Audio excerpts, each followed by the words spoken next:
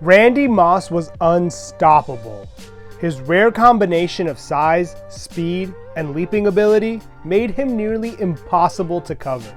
A West Virginia native, Moss attended DuPont High School, where he was a multi-sport star, excelling at football, basketball, baseball, and track.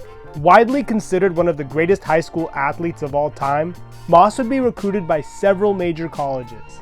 However, his dream was to play for Notre Dame, where he would sign a letter of intent to play. Unfortunately, he would never suit up for the Fighting Irish, after they revoked their scholarship following his involvement in a fighting incident that landed him a 30-day jail sentence. Fortunately for Moss, his generational talent afforded him another opportunity. He would commit to Florida State, but his tenure would once again be short-lived, after being dismissed following a failed drug test while on probation. With his football dreams on life support, Moss would do some soul-searching, and ultimately decided that it would be best to start anew and move closer to home. He also didn't want to lose any further eligibility, so he transferred to Marshall University, a Division I AA school, which is about an hour away from where he grew up. Per the rules at the time, by going to a lower division, he would be eligible to play immediately. The decision paid off. He would have a freshman year for the ages, scoring 28 receiving touchdowns. Marshall would go undefeated and win the Division I AA national title against Montana, a game in which Moss had 4 receiving touchdowns. The following year, Marshall would move to Division IA, and Moss would continue to elevate his game, racking up 96 receptions for 1,820 yards and 27 combined touchdowns. He would win the Bolitnikoff Award and was named a Heisman Trophy finalist. Moss would declare for the draft, but would skip the combine. However, he did have an eye-popping individual workout at Marshall's Pro Day, running an alleged 4.24-second 40-yard dash and posting a vertical leap of 47 inches. He was easily the top receiving prospect in the country. However, many teams were worried about potential character issues, causing him to fall to the 21st spot of the first round, where he was drafted by the Minnesota Vikings. Moss felt slighted, particularly by the Dallas Cowboys, a team he grew up rooting for.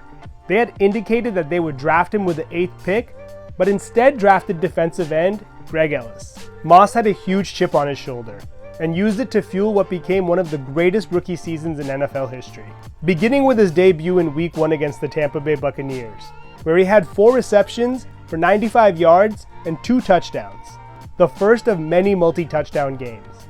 As the weeks went by, it became clear that the Vikings had found their heir apparent to Chris Carter. Moss was becoming a bona fide superstar, and while he had many special performances, none were sweeter than the one he had on Thanksgiving Day, when he caught 3 passes for 163 yards and 3 touchdowns against none other than the Dallas Cowboys. He would go on to set the rookie record for receiving touchdowns with 17 and would win Offensive Rookie of the Year. This type of production would become the norm, as Moss averaged a staggering 91 receptions, 1,412 yards, and 12 touchdowns over the next 5 seasons. But despite the immense statistical success, a Super Bowl appearance kept eluding him and the Vikings. With frustration beginning to mount between Moss, who wanted a better surrounding cast, and owner Red McCombs, who was growing tired of Moss's antics, things would eventually boil over, and Moss would be traded to the Oakland Raiders in 2005.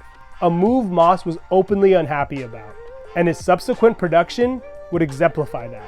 Many thought the dip in production was not only attributed to his unhappiness, but to his supposed declining skill set as well.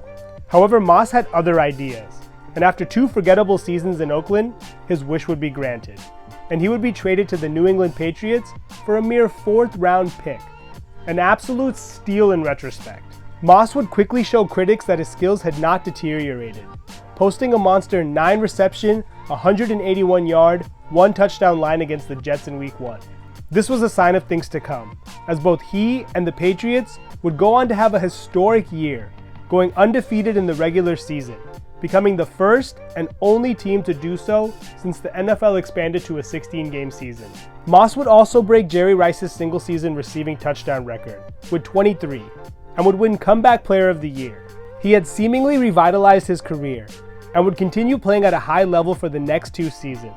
However, due to a contract dispute and the team wanting to go in a younger direction, his tenure as a Patriot would come to an end midway through year 4.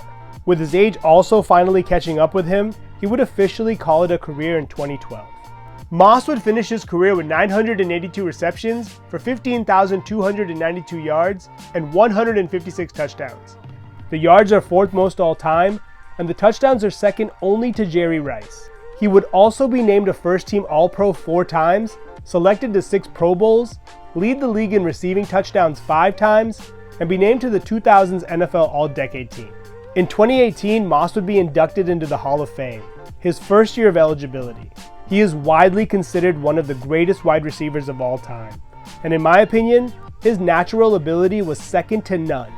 He put fear into defenses in a way very few have. There simply was no answer for him. He would either burn defenders deep or effortlessly outjump them. I want to thank you for watching, and I would love to hear about who you think the most gifted wide receivers of all time are.